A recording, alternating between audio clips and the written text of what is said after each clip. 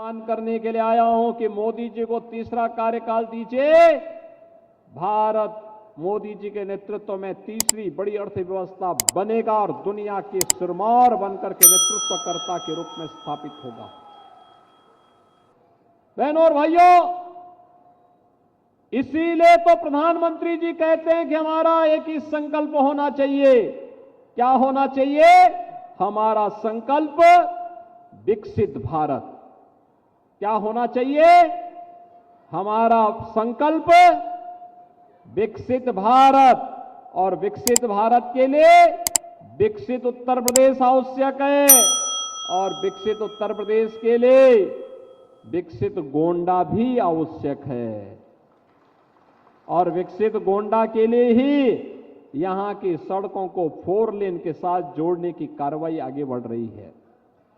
विकसित भारत के लिए ही गोंडा में मेडिकल कॉलेज दिया गया है। विकसित भारत के लिए ही ये 1700 करोड़ रुपए की परियोजनाएं यहां पर आई हैं।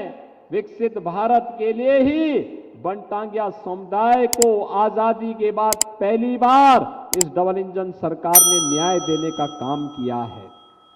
विकसित भारत के लिए ही आज हम बाढ़ की परियोजनाओं को पूरा करने के लिए आपके पास आए हैं और विकसित भारत के लिए ही 4 दशक से लंबित सरयू नहर राष्ट्रीय परियोजना को पूरा करने का काम हुआ है। बहनों भाइयों, कोई सोचता था कि श्रावस्ती भी वायु सेवा से जुड़ेगा? कल ही मैं याद कर रहा था, कल ही मैं देख रहा था, श्रावस्ती में वायु सेवा शुरू हो गई। अयोध्या में इंटरनेशनल एयरपोर्ट बन चुका है। गोंडा को हम 4 लेन की कनेक्टिविटी से जोड़ने के लिए, अयोध्या से जोड़ने की एक बड़ी कार्रवाई को आगे बढ़ा रहे हैं। और 84 कोसी परिक्रमा का मार्ग पर 8,000 करोड़ रुपए खर्च हो रहे हैं। 8,000 करोड़ रुपए, 60,000 करोड़ में आपका गोंडा जनपद भी आता है। बहनों भाइयों, विकास ऐसे आगे बढ़ता है। विकास के लिए उस प्रकार का कार्य और उस प्रकार के लोग, आप अनुमान करिए आपके एक वोट ने कैसे देश की तकदीर को बदल के रख दिया। पहले भी आप वोट देते थे, जिन लोगों के लिए वोट देते थे, जिनको वोट देते थे, उनको राम के नाम से भय होता था, राम के नाम लेने में ही संकोच होता था। पर्व और त्योहार आता था, वे कर्फ्यू लगा देते थे, अराजकता फैलाते थे, आपकी आस्था पर प्रहार करते थे, आप ही का वोट आपके खिलाफ इस्तेमाल करते थे, आपकी सुरक्षा में सेंध लगवाते थे, नौजवानों के रोजगार में सेंध लगाते थे, किसानों की खुशहाली को रौंदने का कार्य करते थे, व्यापारियों के यहां डकैती डलवाते थे। लेकिन आज बेटी और व्यापारी सुरक्षित हुआ है। आज डबल इंजन की सरकार है तो आपकी आस्था को भी सम्मान है।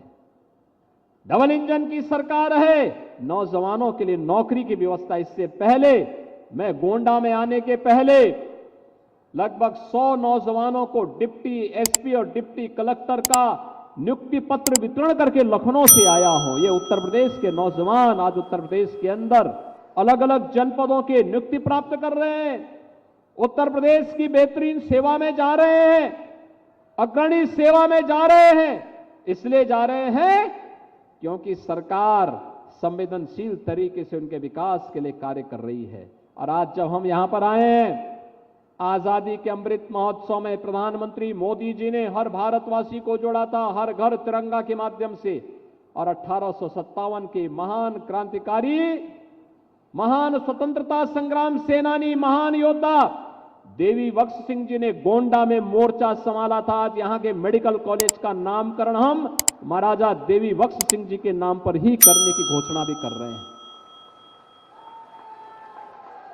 भाइयों बहनों, मेडिकल कॉलेज में उनकी प्रतिमा लगेगी।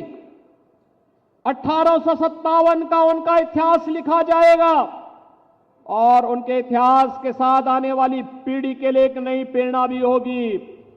आजादी के बंदों को, भारत माता की सही सेवा करने वालों को ये भारत इसी प्रकार से सम्मान देगा। किसी के नाम पे मेडिकल कॉलेज होगा किसी के नाम पर इंजीनियरिंग कॉलेज होगा, किसी के नाम पर पॉलिटेक्निक होगा, किसी के नाम पर कॉलेजेस के नाम होंगे, किन्हीं के नाम पर हाईवे और एक्सप्रेसवे के नाम होंगे और उन्हें सम्मानित करके आने वाली पीढ़ी बार बार बार बार प्रेरणा प्राप्त करती रहेगी। और आज मुझे गोंडा में आकर के इन सब चीजों से बहुत प्रसन्न के नाम पे डंडे बरसते थे, गोलियां चलती थी। आज गोली नहीं, आज तो जय श्री राम की बोली निकलती है सबके मुंह से।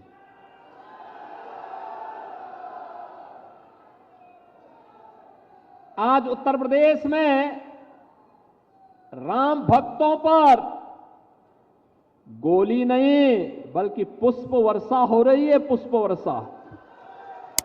22 जनवरी को आपने देखा होगा ना, अयोध्या में जब आदरणीय प्रधानमंत्री जी रामलला विराजमान के कार्यक्रम के भव्य कार्यक्रम को आगे बढ़ा रहे थे और 5 सदी के इंतजार को समाप्त कर रहे थे, तब आसमान से पुष्प वर्षा का कार्यक्रम भी हेलीकॉप्टर के माध्यम से हो रहा था ना।